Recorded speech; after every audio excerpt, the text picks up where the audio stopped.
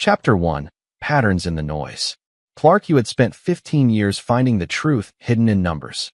As a forensic accountant, he'd unraveled corporate frauds worth millions, traced money through labyrinthine offshore accounts, and testified against executives who thought themselves untouchable. But on that cold Wednesday morning in March, he was just a father making breakfast for his 8-year-old daughter. "Daddy, my coat smells weird," Lily announced, wrinkling her nose as she stood in the kitchen doorway. Her purple winter jacket hung open, revealing a small stain near the zipper, something dark that looked like motor oil. Clark glanced up from the scrambled eggs. "What happened?" "I don't know. It wasn't there yesterday." Lily's dark eyes, so much like his own, looked worried. "And it smells like the hospital." That was oddly specific, but Clark didn't have time to investigate. His wife Rebecca had already left for her shift at Mercy General. She worked as a nurse practitioner in pediatrics, often leaving before dawn. "Go check your mom's closet," he said. "She has that old black coat she doesn't wear anymore. You can use that for today." Lily brightened and ran upstairs. Clark returned to breakfast, his mind already shifting to the day ahead. He had a consultation at 10 with a manufacturing company that suspected their CFO of creative accounting. The initial documents suggested a sophisticated embezzlement scheme, though Clark had learned never to make assumptions before seeing the complete picture. "This one's perfect," Lily called from upstairs. "And it smells like Mom's perfume." 20 minutes later, Clark walked Lily to the bus stop 3 blocks away. The morning sun cut through the bare branches of oak trees lining their suburban Philadelphia street, casting skeletal shadows on the pavement. Lily chattered about the science project due next week, something about volcanoes, her words forming small clouds in the cold air. "Love you, kiddo," Clark said as the yellow bus wheezed to a stop. "Love you more," Lily shot back with a grin, their usual exchange. She climbed aboard, the black coat making her look smaller somehow, more vulnerable. Clark watched the bus disappear around the corner, then walked back home through the quiet neighborhood. Maple Ridge was the kind of place where people knew their neighbors' names, where kids played in yards without supervision, where nothing bad ever seemed to happen. He and Rebecca had moved here 6 years ago, right before Lily started elementary school. It was safe, predictable, boring in the best way. The house felt empty without Lily's energy. Clark grabbed his laptop and files, locked up, and drove to his office downtown. The consulting firm he joined after leaving the FBI's Financial Crimes Unit occupied the 14th floor of a glass tower overlooking the Schuylkill River. His corner office was modest, bookshelves filled with tax codes and accounting regulations, a standing desk, photos of Lily at various ages. The morning passed in a blur of spreadsheets and financial statements. Clark had a gift for seeing patterns others missed, for finding the one anomaly in thousands of transactions that unraveled everything. Today's case was straightforward. The CFO had been sloppy, leaving obvious traces. By 11, Clark had mapped the entire scheme. His phone rang at 1:47 p.m. "Mr. Yu." The voice was female, tight with controlled panic. "This is Joanne Hardy, principal at Maple Ridge Elementary." Clark's stomach dropped. Calls from school were never good. "Is Lily hurt?" "No, she's fine. Physically." Principal Hardy paused, and in that pause, Clark heard something that made his forensic instincts fire. Genuine fear. "Mr. Yu, you need to come to the school immediately. The police are here." "Police? What happened?" "I can't discuss this over the phone. Please, just come now." The line went dead. Clark grabbed his keys and ran. Chapter 2. The Discovery. The parking lot of Maple Ridge Elementary looked like a crime scene from a television drama. 3 police cruisers, an unmarked sedan, and what appeared to be a crime scene investigation van crowded the visitor spaces. Clark's hands gripped the steering wheel as he parked, his analytical mind racing through possibilities. A threat at school? An intruder? Had something happened to another child? A uniformed officer stopped him at the main entrance. "Sir, the school is in lockdown." "I'm Clark Yu. Principal Hardy called me." The officer's expression shifted, not quite sympathy, but something close to it. "Right. She's expecting you. Come with me." They walked through hallways Clark had traveled dozens of times for parent-teacher conferences and school events, but now they felt alien, threatening. Students peered through classroom windows, their faces reflecting confusion and excitement. The officer led Clark to the administrative wing, where Principal Hardy stood outside her office talking to a man in a dark suit. Joanne Hardy was in her mid-50s, a woman who dedicated 3 decades to education and genuinely loved children. Today she looked 10 years older, her face ashen. When she saw Clark, relief and something else, pity, flashed across her features. "Mr. Yu," she gestured to the man beside her. "This is Detective Carrie Chung from the Philadelphia Police Department." Detective Chung was perhaps 40, with sharp eyes that seemed to catalog everything. He extended his hand. "Mr. Yu, thank you for coming so quickly. Is your wife available?" "Rebecca? She's at work." "What's going on? Where's Lily?" "Your daughter is safe," Chung said carefully. "She's with the school counselor." "Mr. Yu, something fell out of the coat pocket your daughter was wearing today. Something concerning." Principal Hardy spoke up, her voice strained. "During lunch, Lily was running. You know how the children are, and she bumped into another student. Items fell from her coat pocket. When I saw what they were." She trailed off, looking to Detective Chung. The detective pulled out his phone, swiped through images, then turned the screen toward Clark. "Do you recognize these items?" Clark's world tilted. The photo showed a clear plastic evidence bag containing a small glass vial, pharmaceutical grade, the kind used for injectable medications. The liquid inside was pale amber. Next to it was a hypodermic syringe, still in its sterile packaging. And beside those items was a small black notebook, spiral-bound, the kind sold at any drugstore. But it was the label on the vial that made Clark's blood turn cold. Compound X, 7/not for human use, /Viridian Pharma. "I've never seen these before," Clark said slowly. "That coat, my daughter said her regular jacket was stained this morning. I told her to wear one of my wife's old coats from the closet." Detective Chung nodded, as if this confirmed something. "Mr. Yu, we need to ask, does your wife work in healthcare?" "She's a nurse practitioner at Mercy General. Pediatrics." Clark felt like he was watching himself from outside his body. "But those items, pharmaceutical vials, aren't just lying around. And that label, not for human use, that's a research compound." "Exactly," Chung said quietly. "Mr. Yu, we've also reviewed the notebook. It contains dates, initials, dosages, and observations, all written in code, but—" He hesitated. "The last entry has your daughter's initials. LY dated for next week." The implication hit Clark like a physical blow. "You think my wife was going to—" He couldn't finish the sentence. Principal Hardy looked away, tears in her eyes. "Mr. Yu, I need you to listen carefully," Detective Chung said. "We're in the process of obtaining a warrant for your home and for your wife's workplace. Based on what we've found, we believe your wife may be involved in illegal pharmaceutical testing or distribution. The fact that your daughter's initials appear in that notebook suggests she may have been a potential target." Clark's mind raced. Rebecca, his wife of 10 years. The woman who'd held Lily minutes after she was born, who'd sung lullabies and tended scraped knees and attended every school play. Rebecca, who worked long shifts caring for sick children, who came home exhausted but always found energy to read Lily bedtime stories.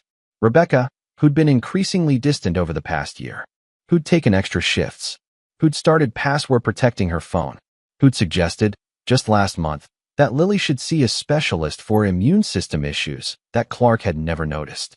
Small things, patterns, anomalies he'd dismissed because he'd wanted to believe in the perfect life they'd built.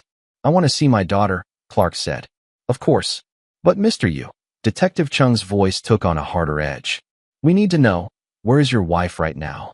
Clark pulled out his phone with numb fingers. "She should be at the hospital. Her shift ends at 4. "Don't contact her," Chung said quickly. "We have officers en route to Mercy General now. Mr. Yu, I need you to understand the severity of this situation. If your wife is involved in what we suspect, she may not be acting alone. And if she realizes we're onto her—" He didn't need to finish. Clark's forensic training kicked in, overriding the shock. "You think she'll run? Or worse?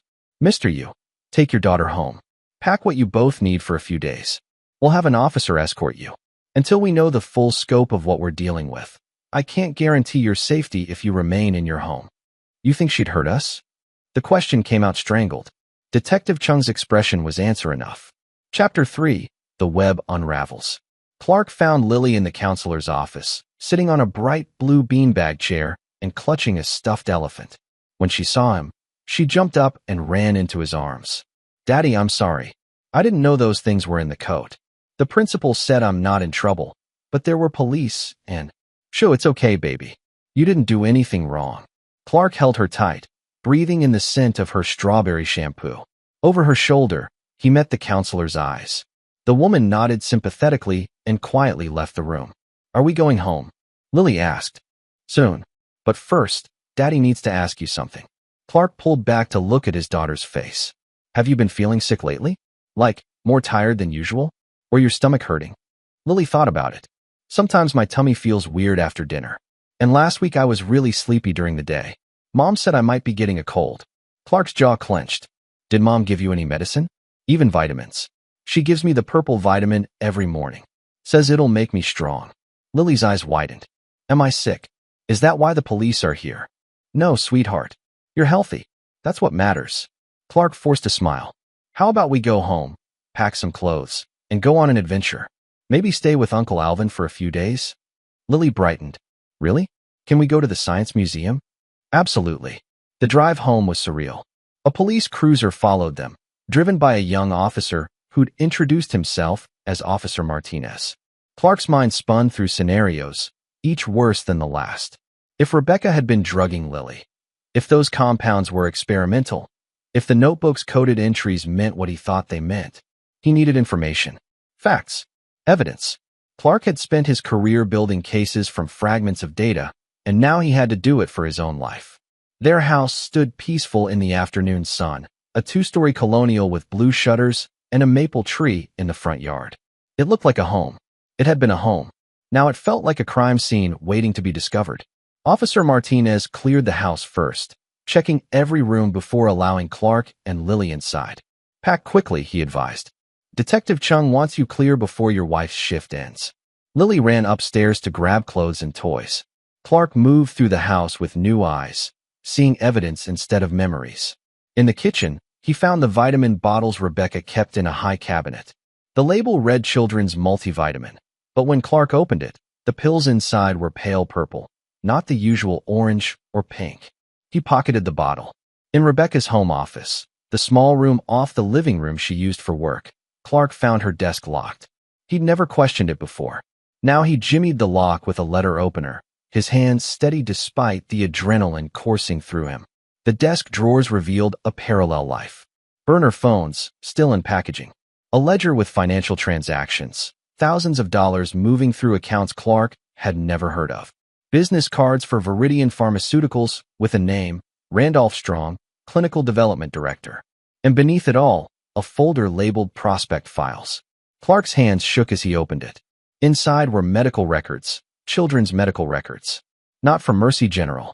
These were from multiple hospitals, multiple cities. Each file showed a pattern. Healthy child, sudden onset of mysterious illness, expensive treatments, insurance claims. And in each file, handwritten notes in Rebecca's precise script. Administered X, 7. Observed symptoms. Claim successful. There were dozens of files. Dozens of children. And at the bottom of the stack, a file that made Clark's vision blur. Lily Yu. Age 8. Prime candidate. Target date, March 20th. 4 days from now. Mr. Yu. Officer Martinez appeared in the doorway. Everything okay? Clark looked up, his expression cold and controlled. No, he said quietly. Nothing is okay. I need to speak to Detective Chung immediately. 20 minutes later, Clark and Lily were in his car, a bag of clothes in the trunk, heading away from Maple Ridge. Officer Martinez followed in his cruiser. Clark's phone rang. Detective Chung. Mr. Yu, we have a problem, the detective said without preamble. When our officers arrived at Mercy General, your wife wasn't there. Her supervisor says she left an hour ago, claimed a family emergency. Security footage shows her leaving with a man, tall, Caucasian, 40s. We ran facial recognition. Randolph Strong, VP at Viridian Pharmaceuticals. Clark's knuckles whitened on the steering wheel. She knows. Appears so. Mr. Yu, we've issued a bolo. Be on the lookout for both of them. In the meantime, I need you and your daughter somewhere safe. Do you have family out of state? My half-brother Alvin lives in Baltimore. Different last name, Shaw. Rebecca's never met him. Perfect. Go there. I'll send you updates. And Mr. Yu. Chung paused. The evidence you found in the home office? We need it. But don't come back. I'm dispatching a team to secure the house. If your wife returns. I understand. Clark glanced in the rearview mirror at Lily, who sat clutching her stuffed elephant, staring out the window. Detective, I found files on other children. Dozens of them. I know. We found similar records at Viridian Pharmaceuticals. This is bigger than your wife, Mr. Yu. Much bigger. Which means it's also much more dangerous. After hanging up, Clark called his half-brother. Alvin Shaw was a construction foreman, built like a linebacker, with a heart bigger than his frame. They'd grown up in different households after their father's second marriage ended, but they'd stayed close. Clark? What's wrong? Alvin answered immediately, hearing the strain in his brother's voice. I need a place to stay. For me and Lily. It's complicated and urgent. Say no more. Come now. I'll make up the guest room. As Clark drove south on I-95, Lily fell asleep in the back seat. The late afternoon sun cast long shadows across the highway. Clark's phone buzzed with a text from an unknown number. You made a mistake. Your daughter was going to be set for life. Now you've ruined everything. Watch your back. Clark deleted the text and kept driving, his mind already working through the next steps. Rebecca thought she was smart, thought she'd covered her tracks. But she didn't know who she was dealing with. Clark had built a career on unraveling complex frauds, on finding patterns invisible to others, on pursuing the truth no matter how deep it was buried. And now he was going to use every skill he had to destroy the woman who'd planned to use his daughter as a lab rat. The game had just begun. Chapter 4, Ghosts and Allies. Alvin Shaw's Baltimore row house smelled like fresh coffee and sawdust. The place was modest but welcoming, brick walls, exposed beams, furniture that looked sturdy enough to survive an earthquake. Alvin himself opened the door before Clark could knock, pulling both him and Lily into a crushing hug. Come in, Alvin rumbled. He was 42, 6'3", with calloused hands and a weathered face that somehow remained kind. Set up the guest room for the princess. And Clark, you look like hell. Feel like it too. Clark got Lily settled with snacks and cartoons, then joined Alvin in the kitchen. The moment they were alone, Clark's composure cracked. He told Alvin everything. The coat, the vial, Rebecca's files, the children. Alvin listened without interrupting, his expression darkening with each revelation. When Clark finished, Alvin poured 2 whiskeys and slid one across the counter. Jesus, Clark. Your own wife. I keep replaying everything, looking for signs I missed. Clark downed the whiskey in one burning gulp. The distance between us this past year. Her new friends I never met. The way she pushed for Lily to see specialists. I thought she was being an overprotective mom. You thought you could trust your wife. That's not a character flaw. Alvin refilled both glasses. So what's your play? Cops are handling it right. The cops are playing by rules. Rebecca isn't. Clark pulled out his phone, showing Alvin the threatening text. She and this Randolph Strong character are in the wind. Detective Chung says Viridian Pharmaceuticals is shutting down, destroying evidence, lawyering up. These people have money, connections. The investigation could take months. And meanwhile, they're out there. Free. Alvin's eyes narrowed. You're planning something. I'm going to finish what I started. Find everyone involved. Make sure they pay. Clark met his brother's gaze. Not just legally. They were going to poison children. Alvin, my child. They need to feel what those kids would have felt. Fear, helplessness, watching everything get taken away. That's not the law talking. No, it's a father talking. Clark's voice went cold. I've spent 15 years following rules, building cases, trusting the system. But this is different. These people understand one language. Consequences. Real consequences. Alvin studied his brother for a long moment, then nodded slowly. What do you need? Over the next 3 days, Clark transformed Alvin's basement into a command center. He set up encrypted laptops, multiple monitors, and a web of connections to databases he'd accessed during his FBI days. Some connections were legal. Others existed in gray areas. Clark didn't care anymore. He started with Viridian Pharmaceuticals. The company was privately held, founded 7 years ago by a consortium of investors. On paper, they developed medications for rare diseases. In reality, based on what Clark was uncovering, they'd been running illegal human trials, specifically on children, to fast-track drug approvals and insurance payouts. The scheme was elegant in its cruelty. Rebecca and other medical professionals would identify healthy children, administer experimental compounds that induced specific symptoms, then bill insurance for extensive treatments. The insurance payouts funded Viridian's operations. The children were collateral damage. But why kids? Alvin asked, bringing Clark a sandwich he wouldn't eat. Why not adults? Higher insurance payouts. Rare pediatric conditions command premium treatments. And children's parents don't question their doctors as much. They're desperate, scared. Plus, kids metabolize drugs differently. Viridian could gather data worth millions. Clark's voice was mechanical, clinical. It was the only way to discuss it without rage overwhelming him. Detective Chung called daily with updates, most of them frustrating. Rebecca's credit cards hadn't been used. Her phone was off. The apartment she'd secretly rented, Clark had found the lease in her files, was empty, cleared out. Randolph Strong had similarly vanished. Viridian Pharmaceuticals had filed for bankruptcy, its executives hiding behind attorneys. We're building a case, Chung insisted. But it takes time. Clark didn't have time.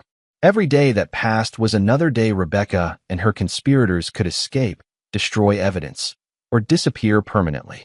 On the fourth night in Baltimore, Clark finally found the thread he needed. Buried in Rebecca's financial records was a pattern of payments to a shell company called Meridian Consulting. Cross-referencing that company led to a property in rural Pennsylvania, an old farm, purchased 18 months ago, listed as a corporate retreat. Clark pulled up satellite imagery. The farm was isolated, surrounded by woods, with a main house and several outbuildings.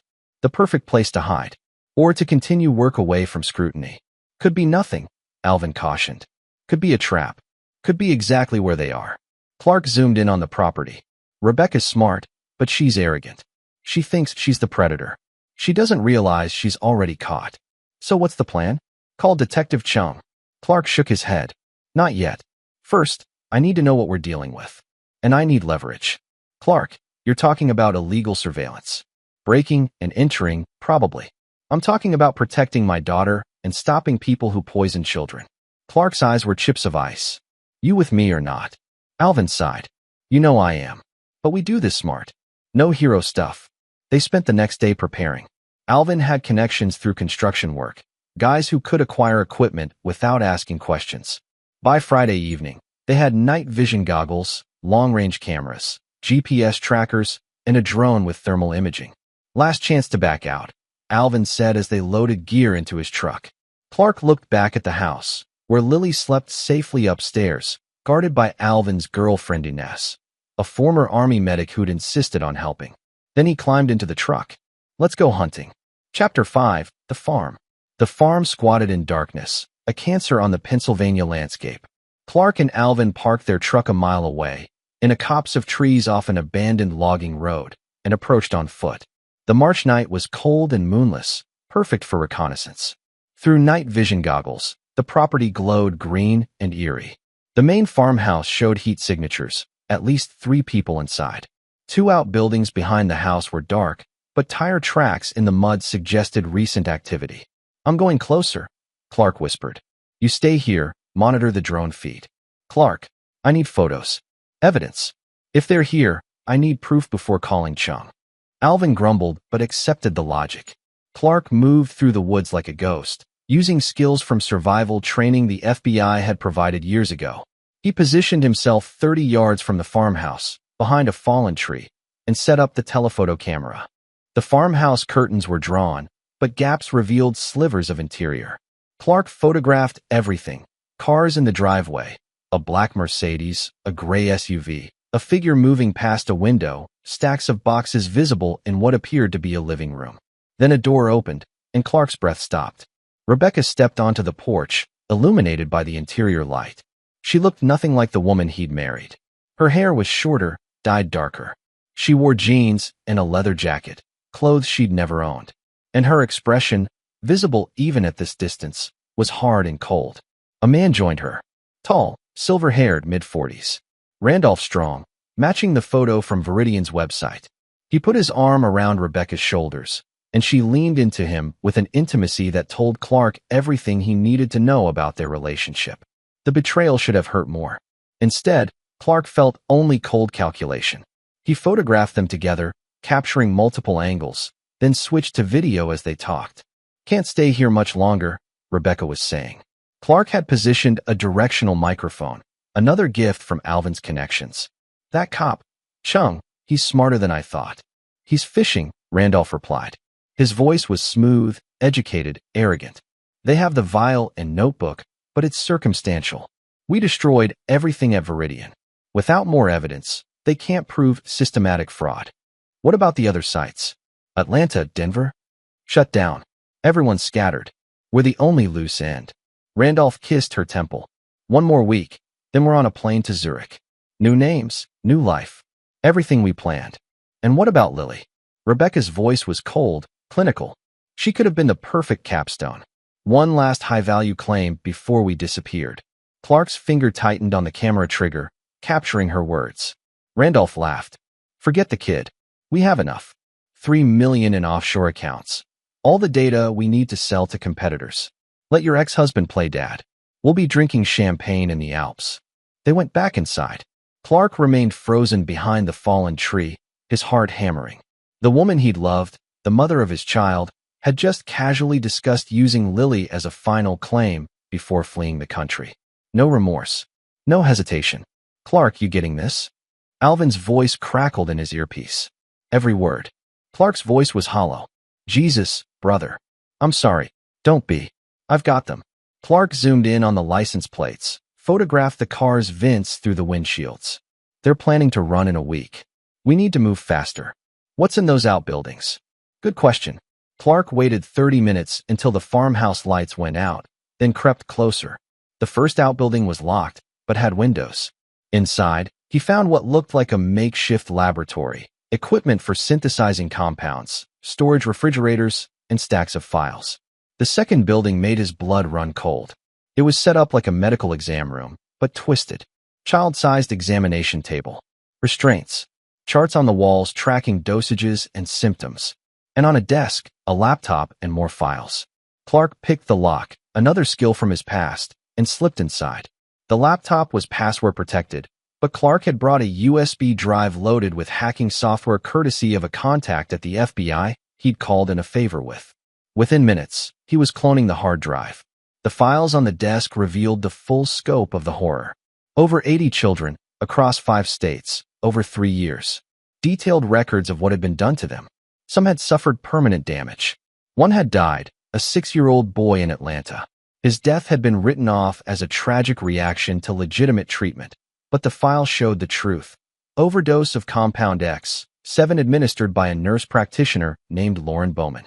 Clark photographed every document, his hands steady through sheer force of will. As he worked, he heard voices. Clark froze. Through the window, he saw flashlight beams approaching from the farmhouse. Someone was coming to the outbuilding. "Shit," Alvin whispered in his ear. 2 contacts, armed.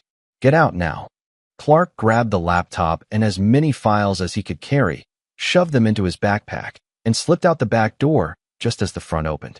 He melted into the woods, moving silently despite the weight on his back, as voices cursed behind him. "Someone's been in here. Check the perimeter." Now, Clark ran. Behind him, shouts erupted. Flashlights swept the woods. A dog barked. They had a goddamn dog. Truck started. Alvin radioed. "Quarter-mile west, haul ass." Clark crashed through underbrush, night vision goggles turning the world into a surreal green nightmare. Behind him, the dog grew closer. His lungs burned. The backpack felt like lead. He burst out of the trees 50 yards from the truck. Alvin had the passenger door open, engine roaring. Clark dove inside and Alvin floored it, tires spraying mud as they fishtailed onto the logging road. "They see the plates?" Clark gasped. "Don't think so. But they know someone was there." Alvin glanced at the backpack. "What did you get?" "Everything. The whole operation. Every child, every crime." Clark clutched the laptop. Enough to bury them all. They drove in silence for 30 minutes, taking a winding route back to Baltimore, constantly checking for tails. Finally, Alvin spoke. "You realize you just committed multiple felonies, right? Breaking and entering, theft, surveillance without consent." "I know. And none of that evidence will be admissible in court." "I know that too." Clark stared out the window at the darkness rushing past. "But I don't need it for court. I need it for leverage." Meaning? Meaning I'm going to give Rebecca and everyone involved one chance to confess, to turn themselves in, to accept justice. Clark's voice was quiet, deadly. And if they don't, I'm going to destroy them. Legally if possible. But they're going down either way. Chapter 6. The Confession Protocol. Detective Carrie Chung stared at the laptop screen, his expression cycling between shock and fury. Clark had called him at dawn, requesting a meeting at a secure location, a FBI field office where Clark still had contacts. Now, for hours later, they sat in a soundproof conference room reviewing the evidence Clark had obtained. You broke into a private property, Chung said slowly. Stole documents and computer equipment. Everything here is inadmissible. I'm aware. Clark had expected this. I'm not asking you to use it in court. I'm giving you a roadmap. Now you know where they are, what they're planning, when they're leaving. You can get warrants, do legal surveillance, catch them before they flee. Chung rubbed his temples. Mr. Yu, I could arrest you right now for obstruction, burglary. But you won't, Clark interrupted calmly. Because I just handed you a case that will make national headlines. 83 victims. Multiple states. A pharmaceutical company running human experiments on children. This is career-making, detective. And I'm giving it to you. In exchange for what? Immunity from any charges related to my reconnaissance. And Clark pulled out a flash drive. Permission to handle one part of this my way. Chung eyed the drive suspiciously. What's on that? A video.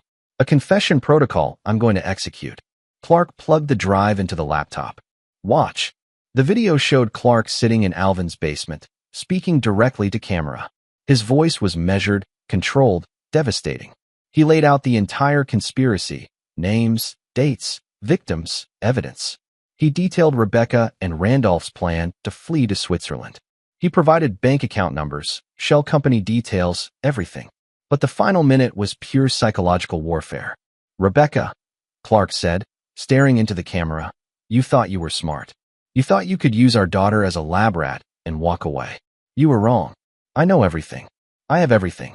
And I'm giving you one chance. One, to do the right thing. Turn yourself in. Confess. Face what you've done. If you do, I'll advocate for mercy. If you don't, he leaned forward. I'll spend every resource I have making sure you and everyone involved suffers. Not just legally. I'll expose every detail of your life, your past, your crimes.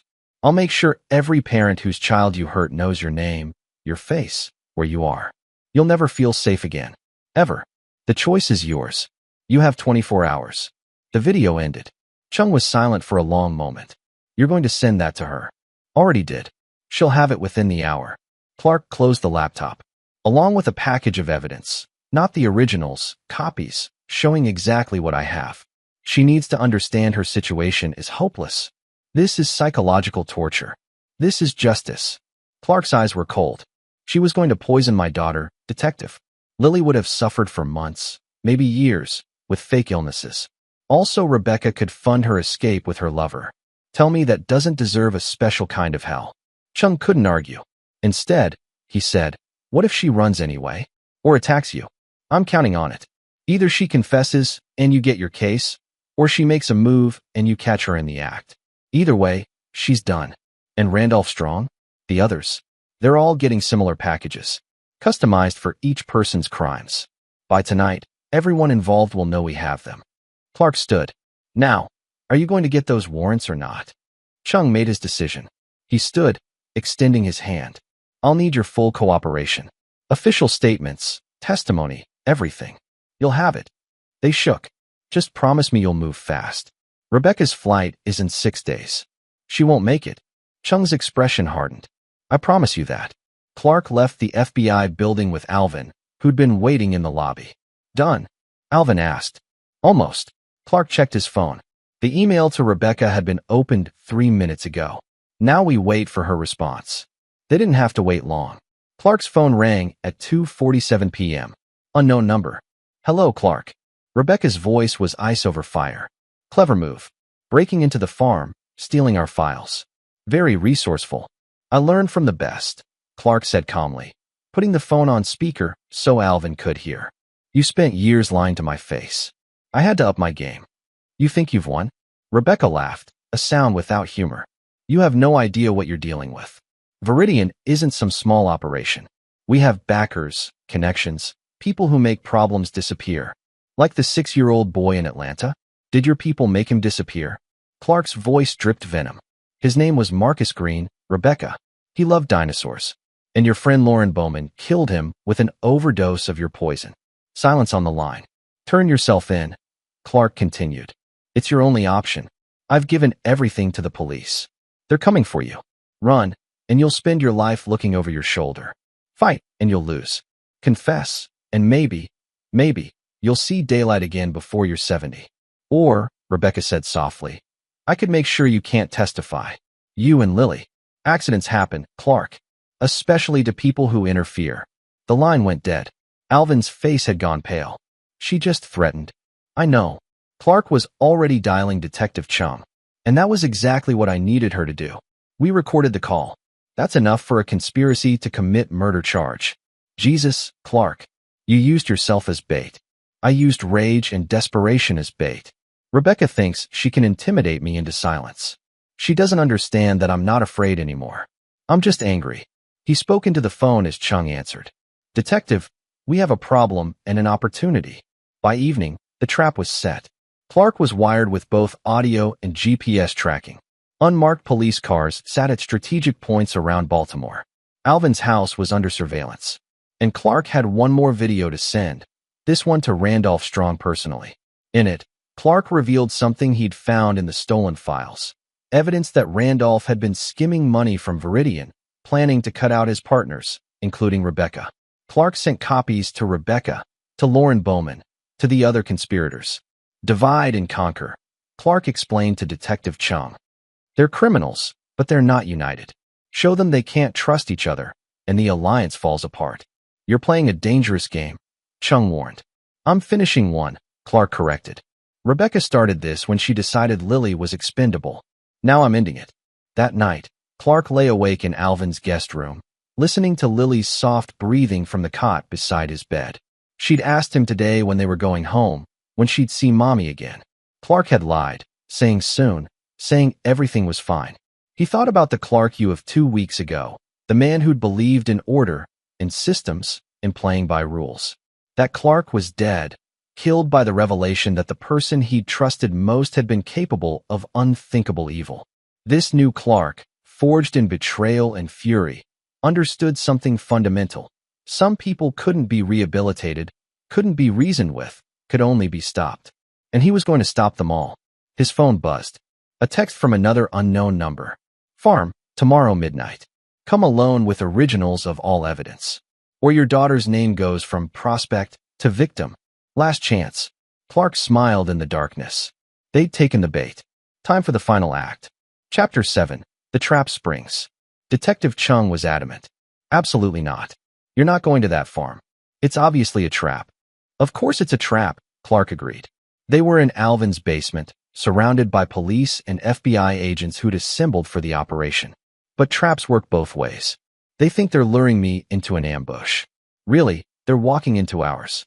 Special Agent Justin Carson from the FBI's Philadelphia division studied the tactical maps spread across the table. Carson was Clark's age, lean and intense, someone Clark had worked with during his FBI days. We can have teams in position by 2200 hours. Surround the property, close the net when they make their move. They'll have lookouts, Clark said. The property's isolated, open approaches. You come in too obviously, they'll scatter or worse. They've already threatened Lily. If they think I've brought police, they might activate whatever contingency they have planned. So what do you suggest? Chung asked. I go in as requested. Alone, wired, with GPS tracking. Your teams hold back. Wait for my signal. Once I'm inside and they reveal themselves, you move in. Unacceptable, Carson said flatly. You're a civilian. These people have nothing to lose. Strong has military background. Army Ranger, dishonorable discharge. Rebecca's desperate. Mix of desperation and training is lethal. Then teach me to stay alive for the 15 minutes I need. Clark met Carson's eyes. I spent 5 years with the FBI, Justin. I know the risks. But I also know they won't confess to a wire if they suspect I'm working with police. They'll kill me and run. This is the only way to get them on record admitting everything. The room fell silent. Finally, Alvin spoke up. He's right. And before you say it, yes, I'm going with him. Alvin, not negotiable, little brother. You need backup who won't trigger their alarms. I'm a construction foreman who could believably help you carry evidence. We show up together, they might buy it. After another hour of argument, they crafted a plan. Clark and Alvin would drive to the farm in Alvin's truck, arriving at midnight as instructed. FBI teams would position themselves a mile out, ready to move on Clark's code word, collateral, or if his vitals indicated distress.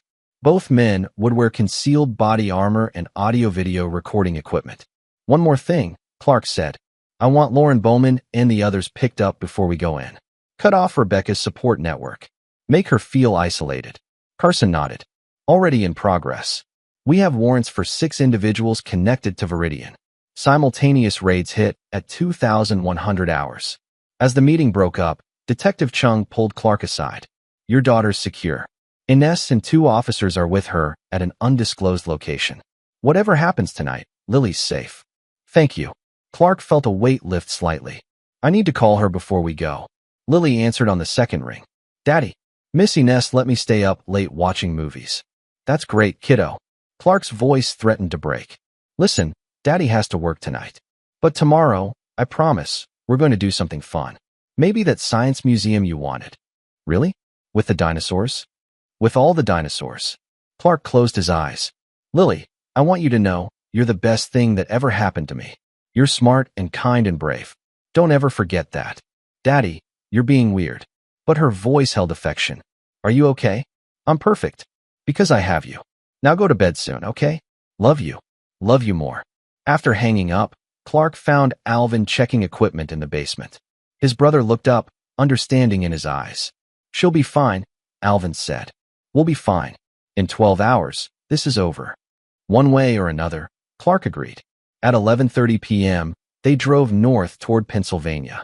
The night was overcast, threatening rain. Clark's phone buzzed constantly with updates from the operation. 5 arrests so far, Lauren Bowman caught fleeing her apartment in Atlanta. A pharmaceutical executive found shredding documents in Denver. The conspiracy was collapsing. But Rebecca and Randolph remained free, hidden at the farm, planning their final move.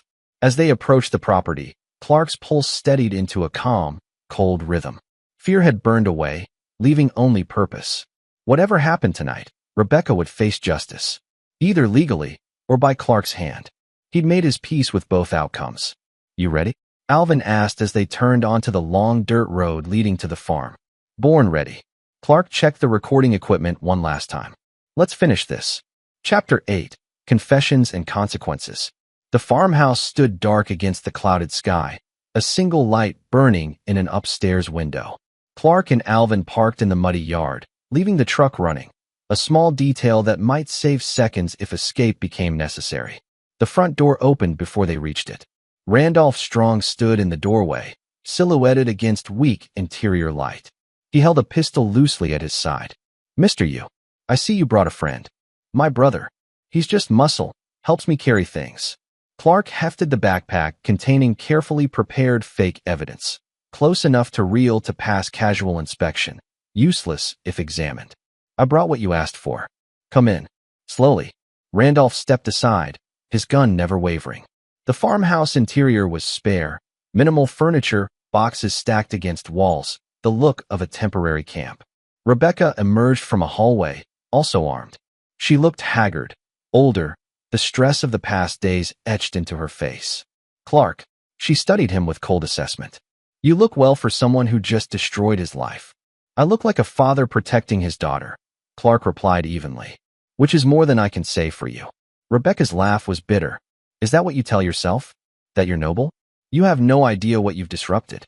Viridian was going to revolutionize pediatric medicine. Yes, there were risks, but the data we gathered would have saved thousands. By torturing dozens of children first, Clark cut her off. By killing Marcus Green. By planning to poison Lily. Don't dress it up as altruism, Rebecca. This was greed. It was vision, Randolph interjected. Something small minds can't grasp. Now, the evidence. Everything you stole from the farm. Clark set the backpack on a table. It's all here. Files, laptop, photos. Everything I've given to the police. You gave copies to the police, Rebecca corrected, stepping closer. We need the originals. Every digital file, every document. Only then can we negotiate. Negotiate what? You've already threatened to kill me and Lily. Threaten? Randolph smiled coldly. Mr. Yu, threats are promises of future action. What we're discussing is present reality. You have something we need. We have leverage. Your life, your reputation, your freedom. You committed multiple crimes obtaining that evidence illegally. We're prepared to testify against you, make you the villain. Unless you cooperate. Clark forced his expression to remain neutral, buying time, letting them talk. So I give you the evidence, and you let me go? Just like that. After verification, Rebecca said. And after you sign a confession admitting to burglary, fabrication of evidence, harassment, we'll use it as insurance. You stay quiet. We disappear. Everyone moves on. What about Lily? Your daughter? Rebecca's expression flickered, something almost like regret. She was never supposed to be more than a backup plan. I didn't want to use her, Clark. But circumstances changed. Viridian needed capital. Randolph and I needed to secure our future. You needed blood money. Alvin spoke for the first time, his voice a low growl. You're monsters. Randolph's gun snapped up. The help should stay quiet. Everyone stay calm. Clark said quickly. I want to understand. Help me understand, Rebecca. When did you decide Lily was acceptable collateral? When did our daughter become a commodity? Rebecca's mask cracked slightly. You think I wanted this? I spent years building a normal life, playing the devoted wife and mother. But you were never enough, Clark. Your small ambitions, your middle-class morality. Randolph showed me what life could be. Power, wealth, freedom. And all it cost was your soul. Clark stepped closer, careful, measured. Tell me about the others. The children before Lily. Did they haunt you? Did Marcus Green's face appear in your dreams? Marcus was an accident, Rebecca snapped. Lauren panicked, miscalculated the dosage. It wasn't supposed to happen. But it did. And you covered it up. Used his death to adjust your protocols, improve your poison. It was science. Rebecca's voice rose. Every medical advancement requires sacrifice. Do you think vaccines were developed without casualties? Treatments without failures? Those were volunteers. Adults who understood the risks. Clark's voice dropped to ice. You experimented on children without consent. You made them sick to profit from their suffering. There's no defending that. Randolph moved closer to Rebecca, his gun steady on Clark. Enough philosophy. The evidence. Now. Clark unzipped the backpack. It's password protected. The files, I mean. I'll need to unlock them. Do it. Randolph gestured with the pistol. Clark pulled out the laptop, set it on the table, and opened it. His fingers moved across the keyboard, deliberately slow. You know what's interesting about evidence? He said conversationally. How it can be interpreted. For instance, these files show systematic fraud. But they also show something else. Want to guess? Rebecca frowned. What game are you playing? The same one you taught me. Deception. Misdirection. Clark looked up from the screen. Did you really think I'd come here alone? Unprotected? After you threatened my daughter? Randolph's expression changed. He's wired. Check him. But Clark was already moving. He grabbed the laptop and hurled it at Randolph, then dove sideways as the gun discharged, the shot wild, deafening in the enclosed space. Alvin tackled Rebecca, slamming her against the wall, her weapon clattering across the floor. Collateral. Clark shouted, the code word. Collateral. Outside, engines roared to life. Floodlights snapped on, turning the farmyard into daylight. Loudspeakers boomed. FBI, you're surrounded. Throw down your weapons and come out with hands raised. Randolph spun toward the door, raising his pistol, but Clark crashed into him from the side. They went down hard, fighting for the gun. Randolph was trained, stronger, but Clark fought with desperate fury. The gun fired again, the bullet punching through the ceiling. Then Clark managed to slam Randolph's wrist against the floor until his grip loosened. Alvin had Rebecca pinned, her arms twisted behind her back. She writhed and screamed, You bastard! You set us up. I gave you a chance to confess, Clark panted, standing over Randolph with the confiscated pistol. You chose this. The front door burst inward. FBI agents flooded in, tactical gear, weapons drawn, shouting commands. Within seconds, Rebecca and Randolph were in handcuffs, read their rights, their protests drowned by procedure. Detective Chung entered last, surveying the scene. Everyone okay? We're good. Clark handed over Randolph's pistol, handle first. You get everything on recording? Every word. Admissions of fraud, conspiracy, Marcus Green's death, plans to harm your daughter. Chung smiled grimly. They're done. As agents led Rebecca toward the door, she twisted to look back at Clark. You won't understand what you've destroyed. The breakthrough we were on the verge of. I understand perfectly, Clark said quietly. You destroyed yourselves the moment you decided children were expendable. Everything after that was just mathematics. They dragged her out, still protesting. Randolph went silently, defeated, already calculating legal strategies that wouldn't save him. Special Agent Carson approached Clark. Hell of a play. You got them talking, got the confessions. Combined with the evidence from the raids tonight, we have a slam-dunk case against everyone involved. What about the victims? The children? Already in motion. We're contacting families, offering counseling and support. The U.S. Attorney is preparing restitution claims against Viridian's assets. It's not enough, but it's something. Clark nodded, suddenly exhausted. I need to see my daughter. Of course. We'll need formal statements, but that can wait until tomorrow. Carson clasped Clark's shoulder. You did good work, Mr. Yu. You should have stayed with the Bureau. No, Clark said. I'm right where I belong. Being a father. Chapter 9, Morning Light. 3 months later, Clark stood in the kitchen of a new house in a different suburb, watching sunrise paint the sky in shades of gold and rose. Behind him, Lily sat at the table drawing pictures of dinosaurs, her legs swinging happily. The trial had been swift. With overwhelming evidence, both physical and testimonial, Rebecca and Randolph had accepted plea deals to avoid federal death penalty considerations for conspiracy to commit murder. Rebecca got 30 years without parole. Randolph got 45. Lauren Bowman and 4 other medical professionals involved in the scheme received sentences ranging from 15 to 25 years. Viridian Pharmaceuticals' assets were liquidated, the funds distributed to victims' families. Clark had testified before Congress, helping draft legislation to strengthen oversight of pharmaceutical trials and protect whistleblowers. The media had called him a hero. Clark had ignored them. Daddy, Lily looked up from her drawing. Is it true we're going to the Science Museum today? It is indeed. Clark poured himself coffee. We're meeting Uncle Alvin there. Maybe Miss Inez too. Lily brightened. Inez and Alvin had become constants in their lives, a new family forged from crisis. Clark had sold the house in Maple Ridge, too many memories, all of them poisoned, and bought this smaller place closer to Alvin. A fresh start. Can I ask you something? Lily's voice went quiet, uncertain. Clark sat beside her. Always. Do you miss Mom? It was the first time she'd asked directly. Clark considered lying, softening it, but Lily deserved truth.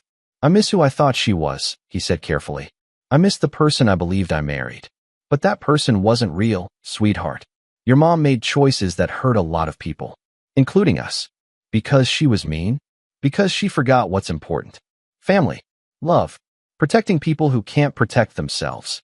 Clark took Lily's hand. You know what I learned from all this? What? That being strong doesn't mean you're never scared. It means doing the right thing even when it's hard. Even when it costs you something.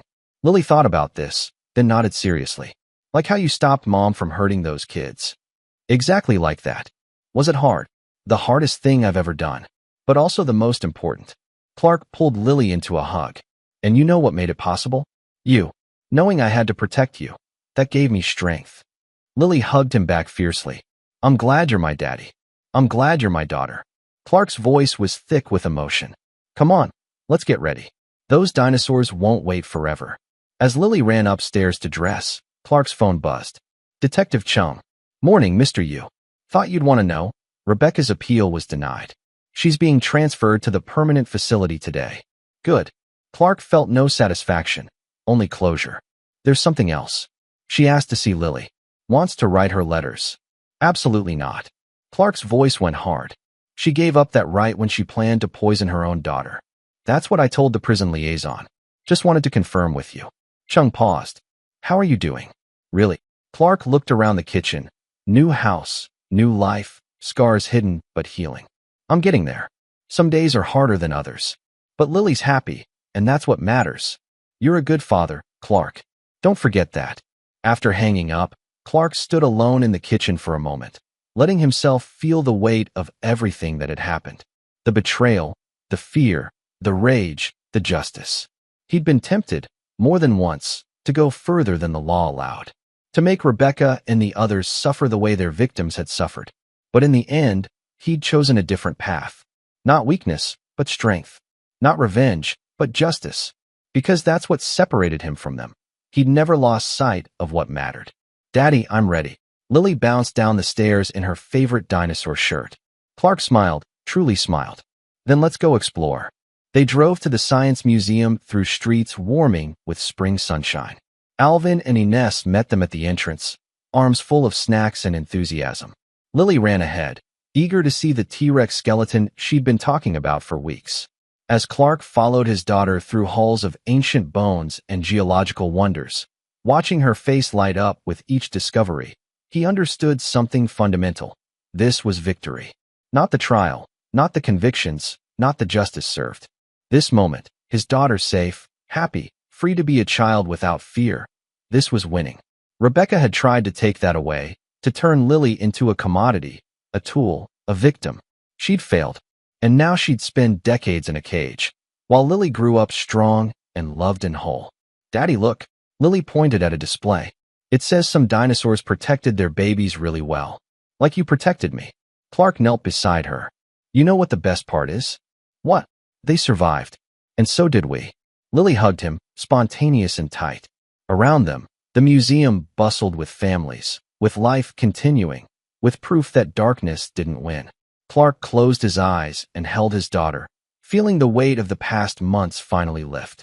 He'd walked through fire, faced his worst nightmare, and come out on the other side still standing, still fighting, still victorious. The pocket that had held poison had instead revealed truth. And truth, in the end, had set them free. Detective Kerry Chung sat in his office 6 months after the trial, reviewing a letter that had arrived that morning. It was from Clark Yu, written on behalf of the families of Viridian's victims. They were establishing a foundation, the Marcus Green Memorial Fund, to support children affected by medical fraud and to advocate for stronger protections. Chung smiled. Some people broke under tragedy. Others, like Clark Yu, transformed it into purpose. His phone rang. Another case, another victim needing help. Chung answered, ready to work. Because that's what heroes did.